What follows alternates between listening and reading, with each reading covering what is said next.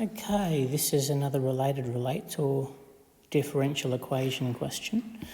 You can see here that we've still got gravel coming off a conveyor belt at a certain rate.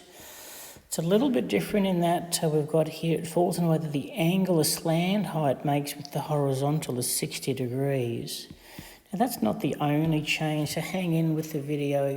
I've got a treat for you at the end. So let's just draw our cone. And we know that that angle is 60 degrees. There's my height, there's my radius. So I guess I can go tan 60 equals O on A. Tan 60 is √3. So we have that relationship there in the back of our mind. And that will come into play. Again, we've got a volume changing. So we've got a dV dt. This time we want to see the rate at which the radius changes. So that's a dr dt. And I guess we know we're going to have to use that one there. So let's just get our chain rule happening.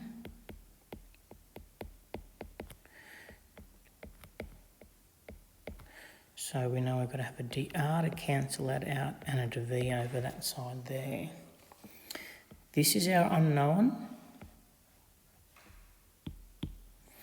And dv dt is a known. But we've got this dv dr to worry about, so that's where this thing comes in. I need a dv dr, which means I need to get rid of that h, which brings in what we're doing over there. So v, and that's going to be √3h. Tidy that up. Okay, dv dr. There we go.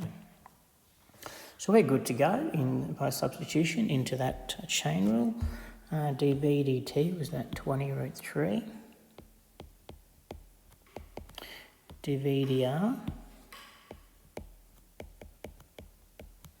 And then we've got our unknown dr dt. You can sort of see why that √3 was in that volume there, can't you? So it can cancel out without a calculator. We hate calculators. We also know that we want to find this rate when r is 2. Yeah. So realistically, that r squared is 2 squared. Let's just do that in there. So that's going to be 4. So when I get dr dt, the √3's will cancel. The 4 goes into 25 times.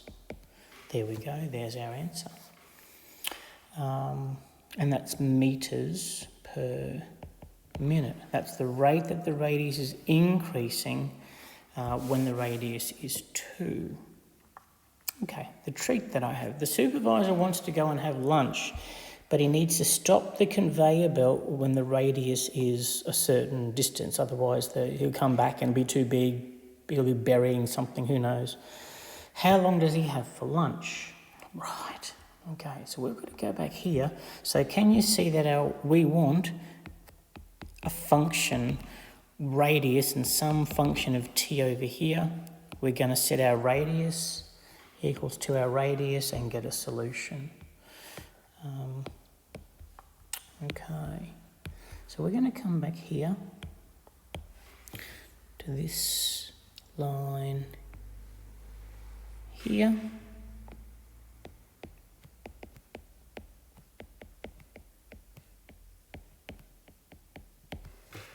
Let's just tidy that up. So the √3's will go dr dt equals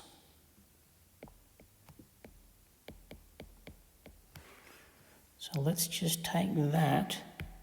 I wish I could copy paste 20 on pi r squared.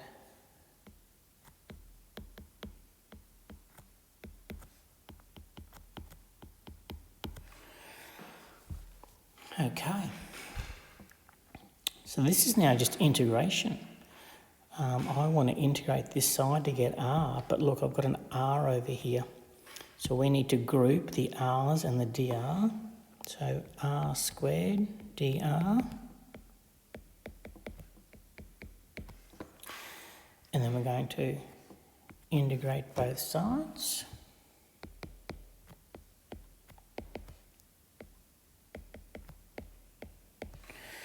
Let's just get rid of that 1/3 over there. Let's get rid of that 1/3 and make that 60. Because we've integrated, we're going to need to add a c.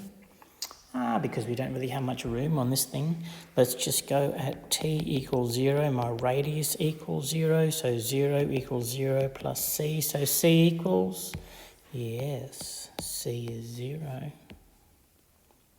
Okay. Oh my gosh, we've got a function of r and t. It's not a great looking function because I've got r cubed, but you know, we're good. Let's look at what our r needs to be. Oh my gosh, isn't that interesting? It's the cube of 300 over pi. So let's set r equal to the cubic root of 300 on pi.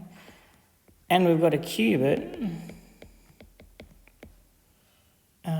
Why is t underneath there? Why did nobody tell me that? Oh my gosh.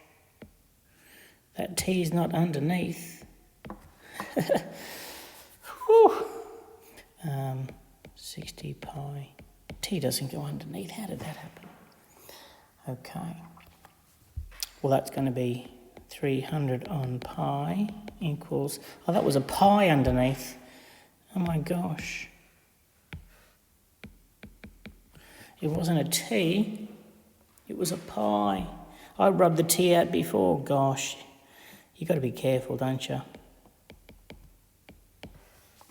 So there we go. All we've got to do is find t. Pi's will cancel, divide by 60. T equals... How long does the dude have? 5 minutes. He has 5 minutes for lunch, or if he's any later, he's going to bury someone. Okay. The other thing that I was expecting somebody to want to do was to go, well, hey, look, if I've got my cone and I know what my maximum radius is, here's my maximum radius, can't I just calculate that volume and work out how many minutes that will take? Well, yes, you can, but that's not the point of maths, is it? But wouldn't that be interesting for you to do that and check whether or not we've got the right answer?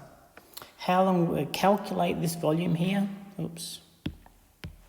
Calculate that volume when the radius is that one there, and then go at a rate of 20 root 3 cubic metres per minute. How many minutes will it take to fill up that volume?